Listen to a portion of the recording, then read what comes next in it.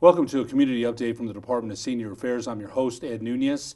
Today's guest and topic is Jill Garcia, APD Crime Prevention Specialist, and we'll be talking about crime prevention for seniors. Jill, welcome to the show. Thank you, Ed. It's a pleasure to be here. Well, we had you out at Manzano Mesa about a month and a half ago to talk to our staff about security and things like that and crime prevention, things to make our own staff feel safe. And I think it's a different world. Sometimes I think as many centers as I've worked at in the city with family community services and senior affairs, I've got what I call a community center spider sense. When something's going on, I'm like right away. Because I've been at East San Jose, I've been to West Mesa, Cesar Chavez, Los Tunanes. I've made the rounds, and so when things happen, I'm kind of like right away like. Right away I just kind of know something's going on. So I think having you on and to talk about what we're going to talk about today is so important. It's not just the seniors though. This isn't just a senior driven show. I think this topic is important for a lot of people. For everyone. Let's go into, we introduced you. So what does a crime prevention specialist, for those that don't know, what does a crime prevention specialist do? What I do is I go out into the community and teach crime prevention strategies to different community members, whether that's an individual at their house. I can go out to your house and take a little tour with the homeowner and make a list of recommendations for them on crime prevention strategies. We work with businesses, we work with classrooms, we work with the apartment rental community, and another big part of our job is helping to build the neighborhood watch programs throughout the city. Which is really important. Also says here, walk the block with Jill, group lesson on your block by appointment, neighborhood watch, facilitation meetings, block captains, contact person with local APD substation, crime-free multi-housing program for rental communities, and there's one of each of us in each APD area command. Yes, so there are 6 APD area commands. So the city of Albuquerque has 6 crime prevention specialists that they can turn to for help, for questions about how to reduce their odds of being a victim of crime. It's a really great position because we touch every segment of the community. And we'll get to where you're located here in a little bit. Are there any reasons why community members would visit a police substation? I think that's a very important, and there's misconception. I was at Cesar Chavez Community Center back in the day, and Phil Chacon substation was right there, and I think people thought that right away we could dispatch from Phil Chacon, and that didn't really always work out like that. So why are there reasons why community members would visit a police substation? There are quite a few reasons. If you have a traffic accident, no injuries, you can come to our substation and you can fill out your traffic accident report there. Our staff will give it a case number, give you a copy, and you're on your way to work things out with your insurance. We've got crime prevention literature at the substation as well, so if community members want to come in and maybe they're curious about, can I get a flyer? I'm taking a trip pretty soon for the holidays. Do you have anything on how to be safe when I'm traveling? Yes. We've got signage there. We have free Slow Down Albuquerque signs, which have just been rebranded by the administration with the one ABQ logo. So those are wonderful. They're brand new signs and stands. We have no solicitor signs. Something that a lot of people don't realize that every substation has, we have 2 dedicated parking spots for internet exchanges. So say you want to maybe sell your car on Craigslist or it could even be an ad in a paper. You want to meet that buyer at the local police station, pull into the green outlined parking spots. We have 2 dedicated spots there, and you can do your transaction in our parking lot with real-time crime center camera coverage over there. So it's an extra level of safety. And then seniors and everyone in the community may want to know we have a safe drug disposal program. You can bring in your capsules, pills, put them in a Ziploc baggie, and they go into a locked container, and then those medications are safely destroyed, disposed of, so they're not going down the sink or flushing them down the toilet, hurting our aquifer, and also they're you've reduced the danger of those medications from being misused, stolen, maybe taken by accident by a child, a grandchild, or if you have pets in the house. It's just an extra level of safety, and you can bring those to the substation. The only thing with that, we can't accept sharps or liquids. But if you do have old medications or you didn't finish the medication, bring it down to the substation and we'll help you. Well, it's so important. I don't think a lot of people knew. I didn't know that you had designated parking spots for those kind of exchanges. And sometimes people don't feel safe meeting people they don't know. And I think that's important that those substations, you can meet there.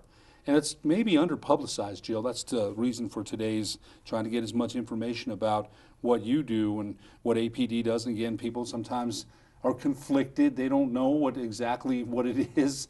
All the services, of course, crime prevention, and Right. they're going to be at the scene of crimes, accidents, things like that. They do so much more in the community, and it's important that we're talking about it today.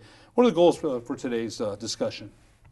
What I want to do is share crime prevention tips with people in a general way.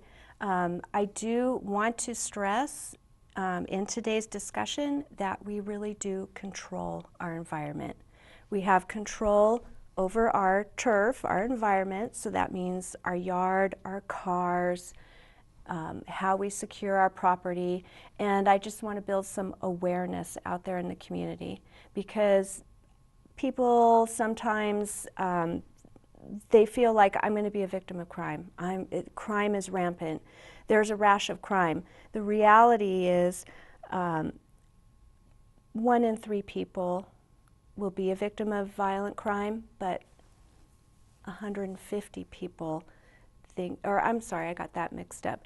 1 in 150 persons will be a victim of violent crime, but 1 out of 3 people perceive that they'll be a victim of violent crime. So let's get out there and get information out there and take control back in your hands. We really do have control over our environment with crime prevention.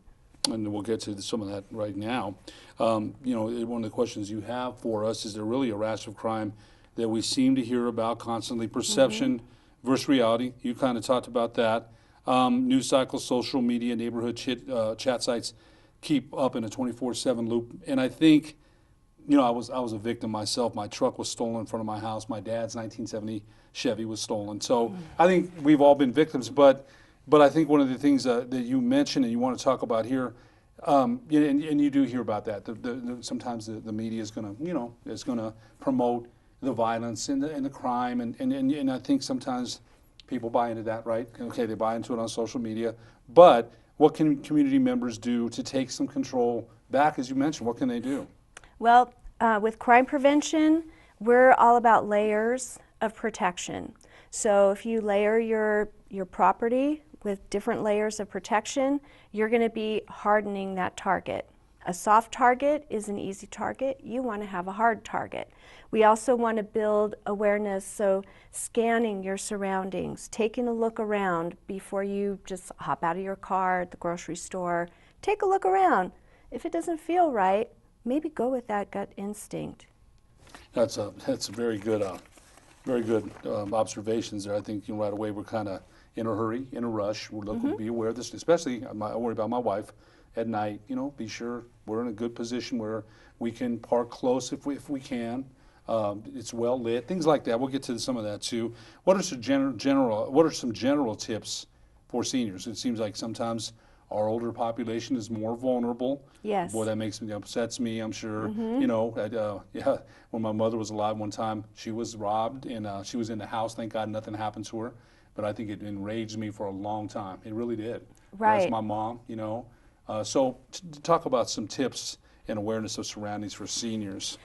For seniors, what I would advise, take a step back, scan the area, take it all in first before you just go on to your duty. Another thing is a lot of purses, a lot of parcels. Lighten your load. Reduce what you're carrying around with you. The bigger the purse, the bigger the target you are. And when I say scan your surroundings, just take a spin around the parking lot, the whole parking lot, before you pull into that primo parking spot that you've staked out. Take a little spin around. Take a look. Are there people loitering in the parking lot? What are parking lots for? They're to go from the business to your car or your car into the business. They're not for wandering aisle by aisle, panhandling, asking strangers questions. Other things, as far as seniors, we may have old habits, and I'm saying we because I'm one too, but we may have old habits that they don't work for today's world. So it's not like it's a really bad world. We just have to tweak those old habits a little bit and maybe build some new habits. Leaving your car free of parcels, items in the car, locking up, and I'm sure we'll get into more detail in that later in our conversation today. But I think just be a little bit more aware, don't be distracted, and pare down what you're carrying around with you. It's heartbreaking to me. Every day I see police reports crossing my desk and seniors' social security cards stolen, driver's license stolen, credit cards, debit cards, medical cards, things like that, where it may have been okay in the past to carry that stuff around with you, but today you don't really have to. So maybe that's like one habit we could tweak a little bit. I think one of the things that you're talking about, especially as holidays approach, is pare it down even more because it's shopping season. You're right. We're talking about the day after Thanksgiving. They call it Black Friday. Right. Right. So and just holidays in general, people are in a rush. Right. Okay. My wife always describes it as packages bumping into packages, people bumping into people, and she's right. So I think one of the things is take care of yourself. Don't put stuff on the seat. Don't put stuff where it's so visible. Right. It's just a meat to a hungry dog, right? Right. And things like that. What you want to do is when you layer your target with layers of protective measures, that means, like, say for example, a vehicle, it is locked and there's nothing visible or of value inside. That's your goal. And yes, realistically, holiday season, we're going to have a lot of parcels or grocery bags. If you have to, put those in the trunk. And if you have multiple errands that day, put your items in the trunk, locked in the trunk, and then go to your destination. Don't go to the destination and start putting all the shopping bags into the trunk and then go walk into the mall. Do it before you arrive at that destination. There could be somebody watching, so you want to just make sure everything is buttoned down tight. And if anything's visible these days, anything, Right. there's a chance it's going to, even if it's you think or we may think there's of no value, someone else might think that, and a window's broke, and you've got insurance claims and time lost, the whole thing. Oh yeah, and the thing with that, in the Foothills Area Command, and we're basically everything east of Eubank to open space, Paseo del Norte to the border of Kirtland Air Force Base. So we have that big rectangle. We have shopping areas. We have overnight lodging. We've got community centers. We have recreation spots, movie theaters. So we have all of these target-rich environments where you have a lot of vehicles parked in vast parking lots and no one's really paying attention. No one's going to care about your stuff more than you. So take control back and control your environment and start implementing crime prevention tips, and I promise you'll have more peace of mind if you're doing what you can do. Then you can go about and enjoy your activities. Right, just control what you can control, and most people are able to do that. So, and sometimes people forget, they get in a hurry, and that's understandable. Okay, what if thinking, if there's an emergency, fire, shooting, etc., where would I go? Note to exits wherever you go. Where would you flee? Things like that. You want to talk about that a little bit? We just had a shooting, unfortunately, at the Ben E. Keith, distribution center, whatever you want to call it. And I think one of the things is, it's unfortunate. I told my wife this 5 years ago. We're going to be seeing more of that. Hate to say it, hate it, right? But I think these are important things to talk about. You want to go ahead and talk about emergency exits, things like that. What I mean by what if thinking is, when you go into a space, ask yourself, do I know the address here?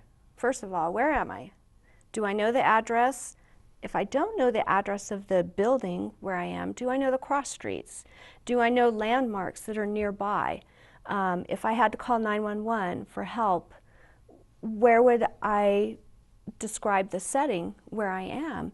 And then the what if thinking also applies. What I like to do, no matter where I go out and about in the community, when I go inside somewhere, I want to immediately know where my exit points are. If something happened here, if something were to go down, how do I get out? Okay, I would go out this way. Now, the what if thinking is, well, what if that's blocked? What's an alternative exit point for me or a place to shelter? Another thing that I would like people, and this not only seniors, but everybody, start training your mind on how to describe a person and a vehicle. If you had to call 911, how would I describe this person? And I practice in the bank, in the grocery line. I'll randomly pick, like, okay, Jill, let's practice describing a person, the third person in line to your right. So I would look over there and glance back, mentally rehearse in my mind, if I had to call 911 and describe that person, how would I do it? So it goes head to toe, inside to out. So you're going to be looking at clothing, you're going to be looking at height, gender, race, hair. Is it curly? Is it straight? Is it an unusual hairdo? Are they bald? Are there things that would not change about that person? Maybe they have gauge earrings, maybe they have scars, marks, tattoos. Pay attention to the shoes. If somebody were to commit a crime and they're running and they have maybe a jacket on or a hoodie or a sweater, they might ditch that in the bushes while they're fleeing, but they're not going to take off their shoes, right? Right. Take a look at things that wouldn't change about a person. So train your mind to do that. It's just a good exercise, and I think it would keep up your awareness skills and keep you on point. Yeah, no doubt about it. I think I've had to call the police a couple of times at Manzano Mesa on people, and I've always tried to keep those things in mind as far as the description, because those are important. You also say note if any security guards on premises and their locations. Yep. And they're talking about, by the way, just in school having armed guards. I don't know if you've heard that. This is what we're coming to. Get in the mindset of thinking through your options if you had to flee. Now, they've said this of an active shooter. I've taken the active shooter course. I know you have too. Good. Stand and attack if you can, or hide under the desk. Strength in numbers. They say if that's possible. I mean, let's be honest. Not everyone's going to go out there and attack a guy with a gun. Nobody's going to unless you have a gun. So there is options, but I think those are the things that you're saying. Just make sure when you come in, case the place, right? Right. Look for the exits. And hopefully none of this ever happens, but these are tips in case it does. That's all. Yeah, and it's really good practice. And one thing too I wanted to bring up, and I know this happens with people, it's holiday time, we're stressed out, we have to-do lists that are really, really long. Maybe you're taking the grandkids out for a Christmas activity or to go see Santa and go shopping. Try to really remain focused and keep that awareness of who's around you and what they're doing, and is it normal behavior for that setting. Try to keep that awareness and don't allow yourself to be distracted. Really try to pare down those distractions. Interesting. Okay, so out and about, we're going to go into that. Vehicles targeted for auto burglary or auto theft, purse snatchings. Carry as little as possible for your errand. Try a fanny pack or a zip-up pocket. If unsure after scanning, ask for an escort or return another item with a buddy. You want to talk about that a little bit, Jill? Yes. So when we're out and about, if you're in a place of business and you're about to exit with your parcels, maybe ask, can I have an escort to my car? Spot a security guard. Hey, would you mind walking me to my car? I feel a little unsafe out there in the parking lot. I want you to take a quick scan around when you're exiting, because a lot of times your exits at these places, your vision may be impaired by the periphery, what's around you. So try to take in the scene before you proceed. And like I said, you can always ask for an escort. If you want to go somewhere, bring a buddy, bring a friend. If it doesn't feel right, maybe take a spin around that parking lot, an extra spin, and make your determination then after taking in all the external information. You can always go back another time. some of the things too with holiday time, the parking lots for ladies with purses, those are target zones. So we do, it seems like about every winter, we do have a case where a lady is in the parking lot and a pair drive slowly through the aisle and the passenger leans out and jerks the purse and tries to do a strong arm robbery and take that purse by force. A lot of women have the cross body bags. They think that's safer because instead of one strap across your shoulder, you have one across you. If you're holding onto that purse, which is our instinct, it's our natural instinct, hey, that's my stuff, you're trying to take it. But with the crossbody bags also, if somebody's pulling on that, you can really take a tumble onto hard asphalt and be injured. And if you're a senior, it could break a hip or break, a broken hip. We know what that can do. It could be devastating. So that's why I talk about, having like zip-up pockets in your clothing that you can kind of put the driver's license and the credit card or your $20 bill there and maybe the car key here. Keep the cell phone tucked away. It's really a big distraction. But you want to really minimize yourself as a big target. Take as less as you can. Yes. Although, let's be honest, the styles, I get it. My wife. The fanny pack, I know. I hear that at every community meeting. I understand that. Yeah. So, men, but be safe. If it's going to save your life, right, do it. Right. Okay. Right. I've got about 10 minutes left, so I want to get to the rest of these too. What are some of the things that people can do to control their environment? You mentioned that. So what at home, for instance? At home, okay. I'm going to talk about the biggest door to your house, the garage door. Keep the garage door closed, please. We need to get better at that.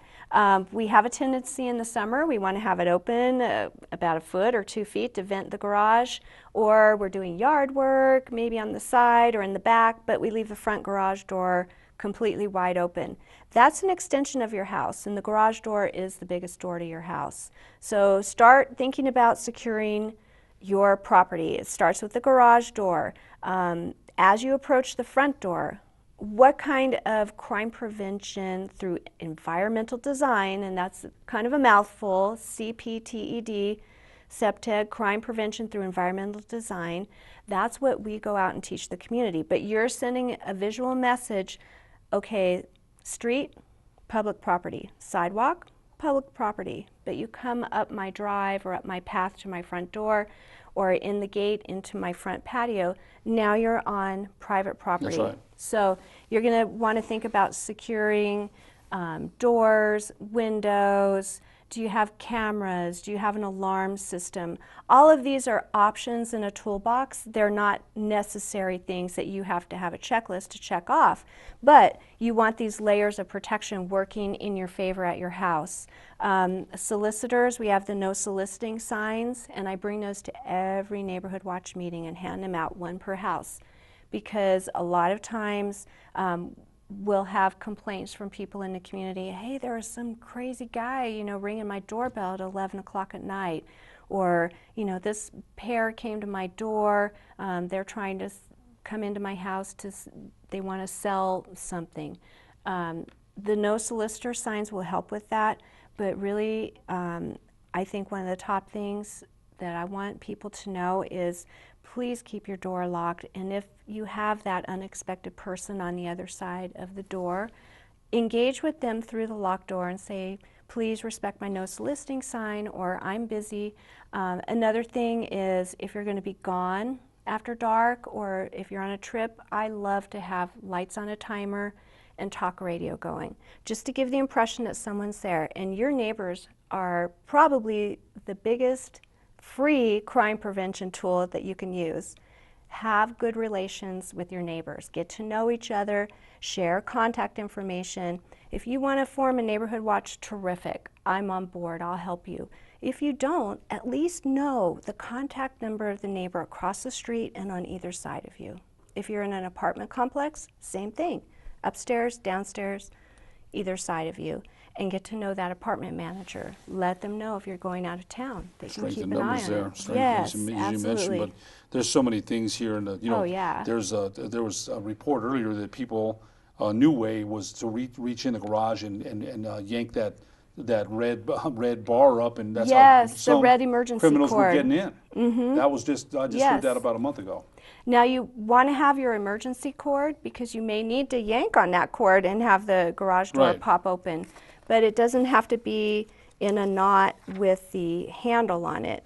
If you have loose trim at the top of the garage door, that can be manipulated by running a wire and fishing for that emergency hook. So if you remove the red handle and the knot, you still have that intact in case you need it for an emergency, but someone's going to attract a whole lot of attention in your neighborhood if they're up there with some kind of gripping tool or an unbent coat hanger trying to hook onto that.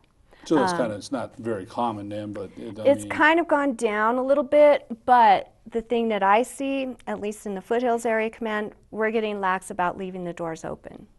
So we're kind of inviting criminals into the garage, and most of us have a door from the garage into the house with a deadbolt, but how many of us really use the deadbolt? Right. So those are things to think about, not to scare you, but to empower you. Yeah, I mean, all of this is to empower. Yes. Okay, so I think there's different ways now. There's security crimes. There's all kinds of different crimes, and they're finding different ways to beat us, for us to be their victims. And it's important to get this information. That's all it is. That's all. It's just information. And Don't if want people to have scare anybody or questions, anything. Right. by And all we'll means, get to call your the number here substation. in a bit. But I think one of the things that you wanted, one of the last couple of the questions we have here about forming a neighborhood watch. And it's, one of the things you mentioned, know your neighbors.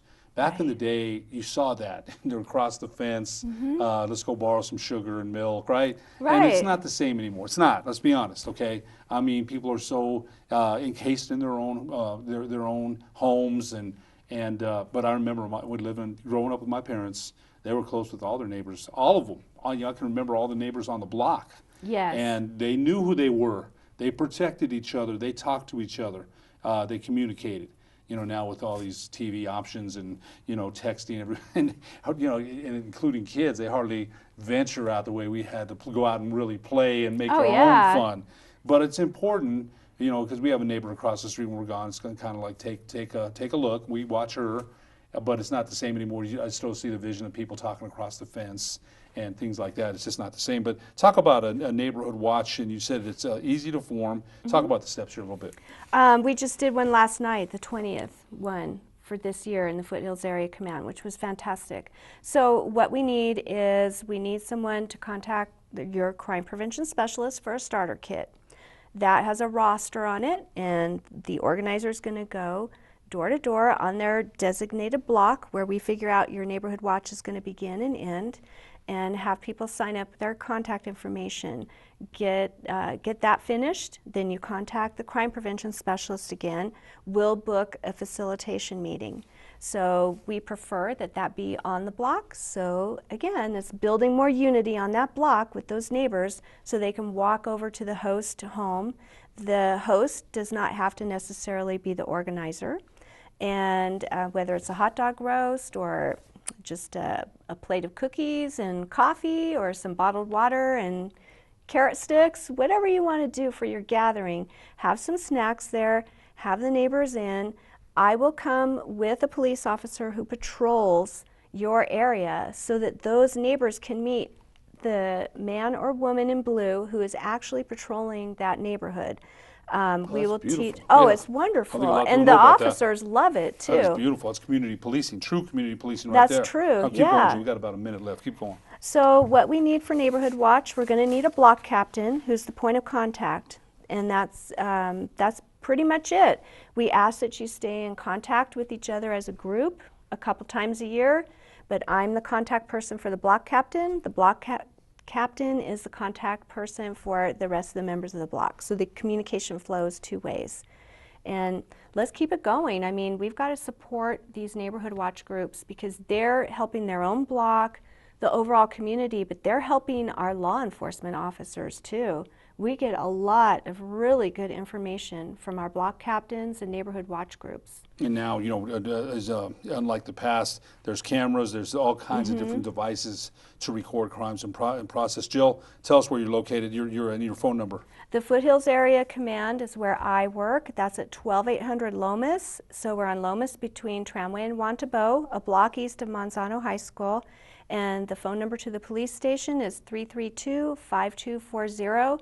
If you need to talk to me directly, my direct number that rings at my desk is 768-2220. Jill Garcia, APD Crime Prevention Specialist, thanks so much for being our guest. Thank you for the opportunity to share crime prevention. Oh, you I love bet. it. You bet. For the Department of Senior Affairs, I'm Ed Nunez.